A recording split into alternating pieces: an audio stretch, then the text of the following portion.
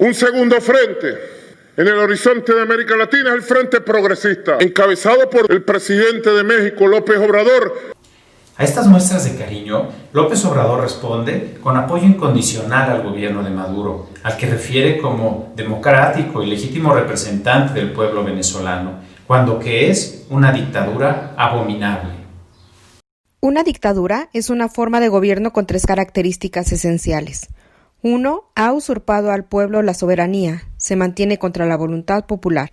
2. Usa el poder para expoliar a la sociedad. Y 3. Recurre a la represión criminal para sostenerse.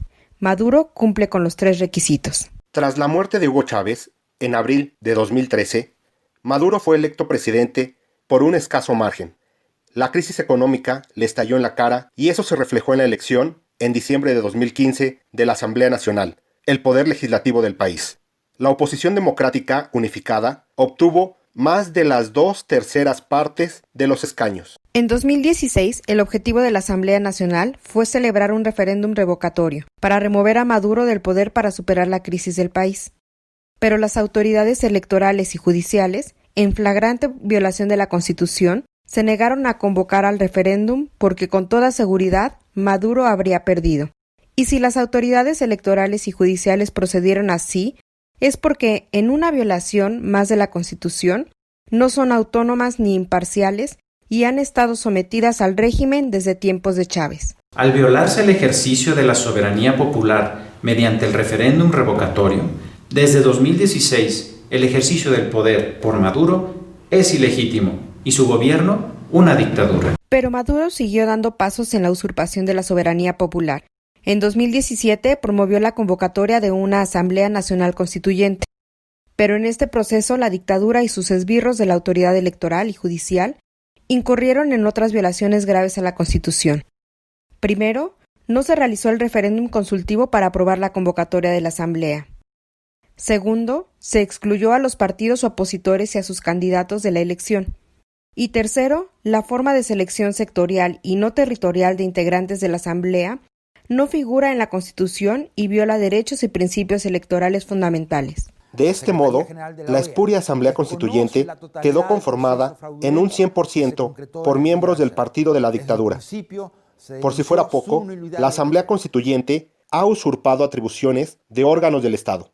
De acuerdo con la Constitución, la única función de la Constituyente es elaborar un proyecto de nueva Constitución que debe ser avalado por referéndum.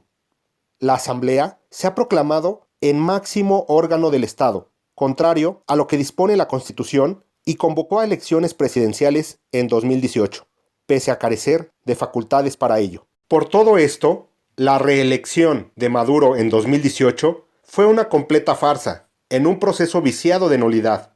Además, en la elección no participaron los partidos y candidatos de la oposición. Pero más allá de todas las consideraciones constitucionales, cualquier persona con elemental sentido común no puede tragarse el cuento de que, en medio de la peor crisis de la historia del país, su principal responsable gane una elección con el 67% de los votos. El régimen de Maduro también cumple el segundo requisito de una dictadura, pues mientras el pueblo venezolano ha sido llevado al hambre y la desesperación, los altos funcionarios han continuado saqueando las arcas públicas y se han continuado enriqueciendo con toda suerte de negocios sucios al amparo del poder.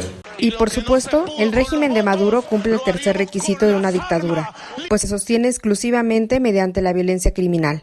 Mediante grupos paramilitares y la policía, ha asesinado a más de 250 manifestantes. Ha detenido, retenido ilegalmente y torturado a miles de personas y mantiene 400 presos políticos encarcelados mediante acusaciones falsas. Está documentado que la policía ha cometido miles de ejecuciones extrajudiciales en supuestos intentos de detención de delincuentes para aterrorizar al conjunto de la población.